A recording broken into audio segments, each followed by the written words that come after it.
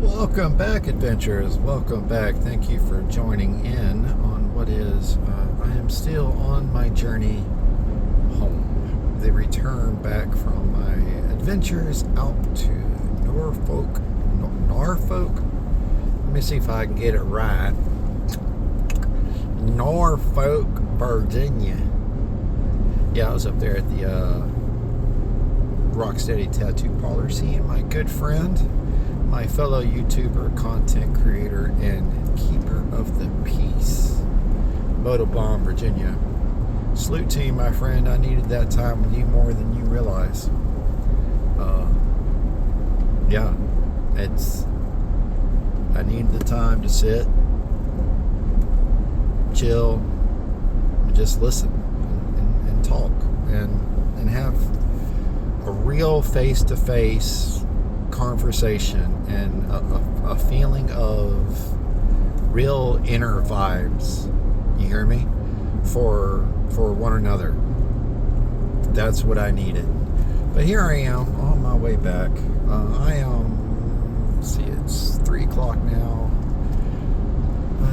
roughly 4 hours out from my destination, the Casa de Kifab, or Casa de Brainy.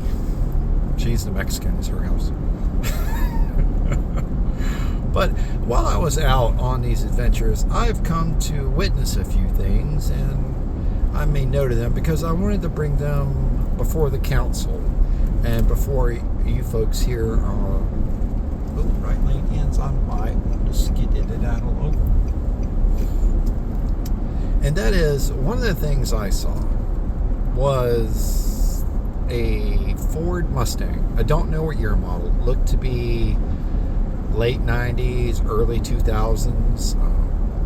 Not really the good era for the looks in the Mustang, according to Mustang World. That era of Mustang was not well accepted. Better accepted than this new Mustang. Actually, there's one in front of me up here, the Mustang SUV.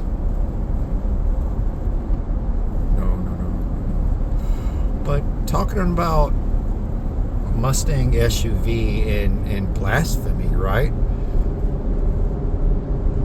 What I saw out on this model Mustang was a paint scheme dialed up, prettied up, as fancy as you can imagine, to look exactly like the Dale Earnhardt car.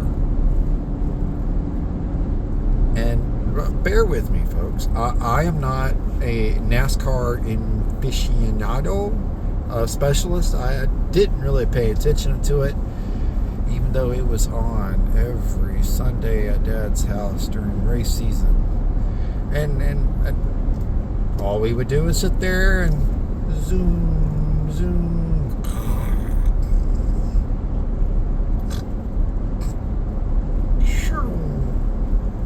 And eventually you'd wake up, race is over, right? Yeah, that's what happened. So I don't know much about the racers, the cars they drove, and the numbers for their cars, except for I do know Dale Earnhardt was number 3. He was known as the Intimidator, and I thought he drove a Chevy Monte Carlo. Now I may be way off on that, but my memory is trying to tell me he drove a Chevy Monte Carlo, not a Ford Mustang. So there's two different sides of the street here that I think may be getting offended by this guy and his Dale Earnhardt Ford Mustang. And the first part is, let's look at the Dale Earnhardt fans, right?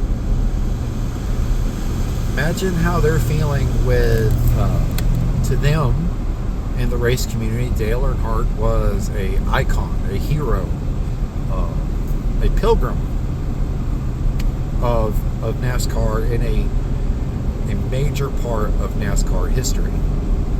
And to have his likeness, there we go, his car style, or whatever you want to call it, put onto an opposite, might as well say the enemy of the Chevy Monte Carlo was the Ford Mustang. No, the Ford Taurus. Was the Taurus what the Ford team were racing out of? Again, I don't remember, guys. Don't kill me. But I know that Chevy guys hate it when they take a Ford motor and put it into anything Chevrolet, right? So I don't know if the Ford guys like the Chevy man, the Chevy driver, the Intimidator put on a Mustang. You get what I'm saying? I don't know. That to me, okay, I like Harley Davidson, but honestly, I like bike. I don't care what type of bike it is. I'll ride it. So I don't care if someone pulls a Harley motor out of something and puts it into a Honda. Yeah. I don't care. That matches. And maybe that's what this person was going for. He loved Dale Earnhardt to a point where he put that paint scheme on his Ford Mustang. So that tells me he liked and respected Dale Earnhardt enough to do that. Okay. So should the Chevy/Ford guys be okay with that? What about the NASCAR folks? How do they feel about it? They should be okay with that too, right? Well, honestly, it doesn't matter.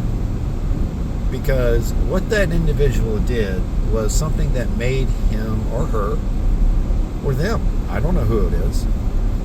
It could be a memorial car. I don't know. But whoever did that, it made them happy to do the car that way. It brought them cheer and delight upon completion of that project and seeing it in motion. And ladies and gentlemen, folks and creatures of all shapes and sizes, happiness is key. And you should do whatever it is that makes you happy. If you want to drive a pink car and wear neon green flip-flops, drive a pink car with your neon flip-flops, y'all. It doesn't matter. Society's opinion of your style or your choice in vehicles or anything, life choices, doesn't matter. It doesn't matter because each of us, we have our own journeys ahead of us. We have our own trials and tribulations. Our life is our own. And you're not promised a single day of it. Your life can end like that. And there's nothing you can say, do, respond, nothing. It's over. When it's over, it's over. That's it. So do what makes you happy. Dress how it makes you happy. Just be happy, y'all. You know what I'm saying? Just be happy people. And happiness is what David and Cindy bring down in Tampa, Florida, through Forgotten Angels. David and Cindy run a charity organization known as the Forgotten Angels. And what they do through that organization is they bring happiness. Happiness to the young men and women that have been milled or farmed through the foster system in Tampa. They've been basically milled. That's it. That is a literally definition of what's happened to these young men and women. Their biological parents have neglected them to the point where they're no longer capable of caring for them. And they're sent to the state organizations where the state foster parents refuse to give them the knowledge, the tools they need to be functioning adults. The only reason they are there, sleeping 4 to a room and given bare minimum, they are only there because the government is sending them money.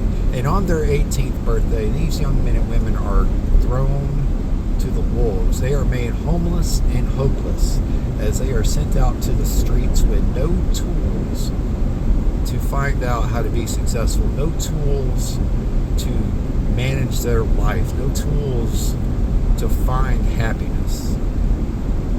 And I've already said it, y'all. Happiness is the key. Happiness is key. And David and Cindy are bringing hope and happiness to these young men and women. And people that do that deserve all the support we can manage to send their way. It'll never be too much. It'll never be too much. That being said, I'm going to let y'all go. I have a long way to go, and I'm not in any kind of rush to get there. But I'll talk to y'all later.